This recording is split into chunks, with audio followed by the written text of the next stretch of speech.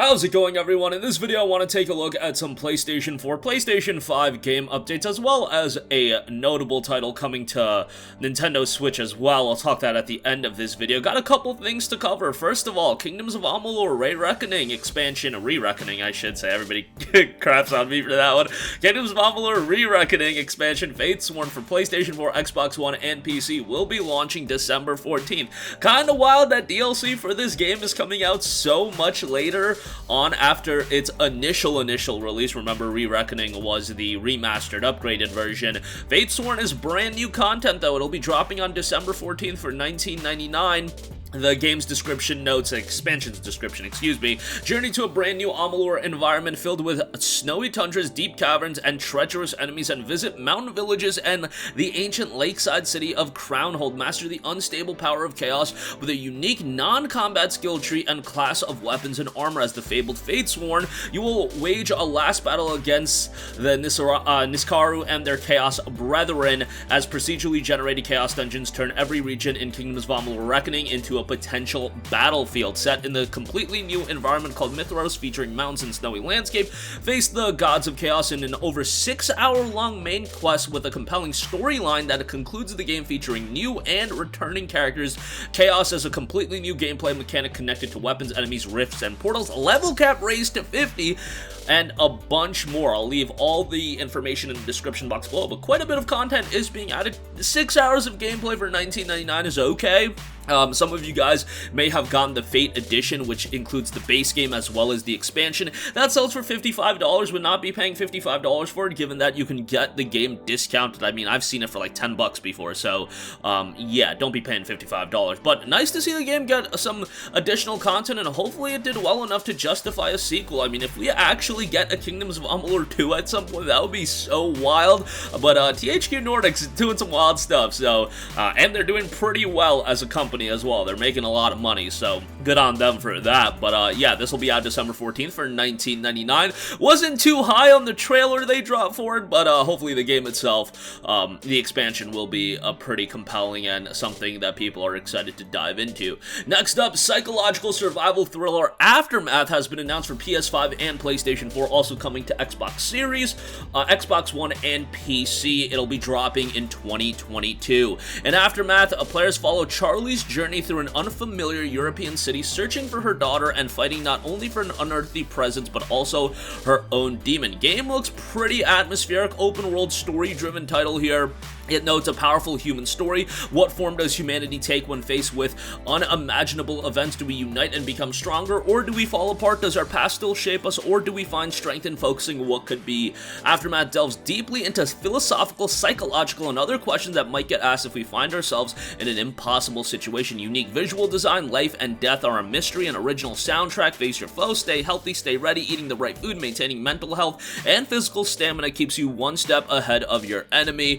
Realistic crafting and a familiar setting explore a detailed recreation of a city steeped in history, defragmented by the terrifying power of an ancient alien artifact looming ominously above. Again, the game is scheduled for release sometime in 2022. Looks like a pretty engrossing game here. If you're into story-driven games, ones that are a little bit more psychological, might be something to check out. I do think this is a game that's going to get some buzz as we head closer to its release. Hopefully it's out in 2022 and doesn't see a delay, but you know, we'll keep an eye on that. But the game itself looks pretty solid from what I'm seeing, so again, hopefully it turns out pretty well. Next up, I do want to note that Solar Ash is out today. Kind of came up on me out of nowhere, given that it's a Thursday and sometimes I'm more used to Tuesday and Friday game releases, but nevertheless, the game did drop. It's Heart Machine's latest title.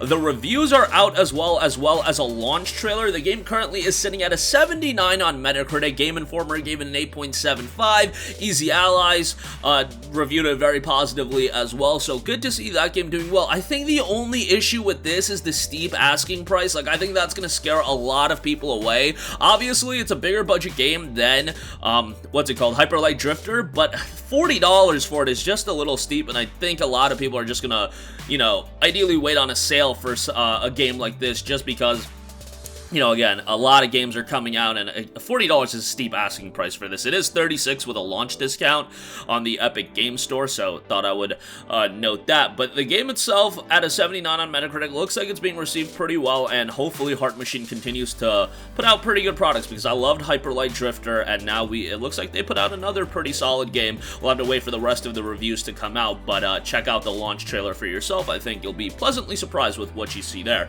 Lastly, I do want to note something Nintendo Switch related.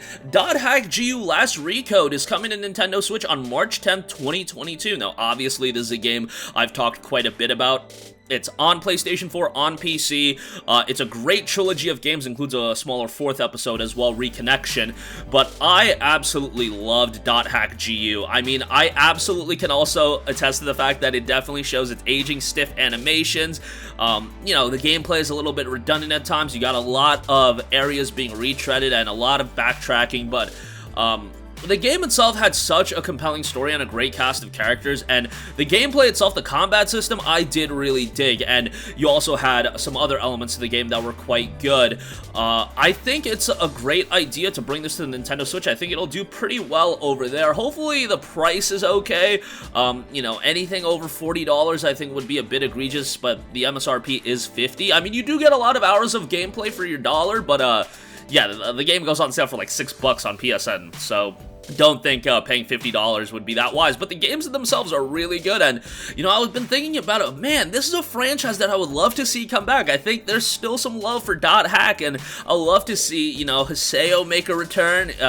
Obviously, you can introduce new cast of characters, but yeah, .hack GU, man, I really enjoyed the games, and I know they weren't reviewed all too well back in the day. Like, I remember reading a Game Informer and just seeing, like, I want to say 6.5 out of 10s on these games, but I love these games, man. I thought they were very good.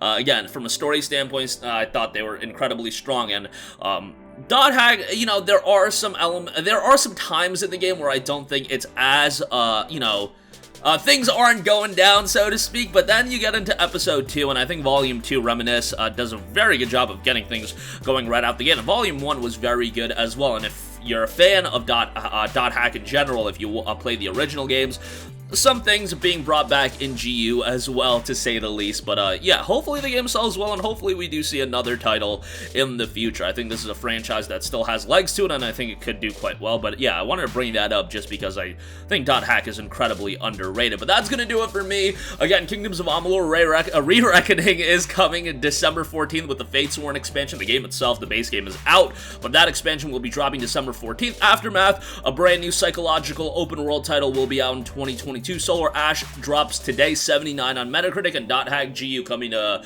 Nintendo Switch on March 10th, already available on PS4 and PC. That's going to do it for me. Sound off with all of your thoughts in the comment section down below. Thank you for watching, and goodbye.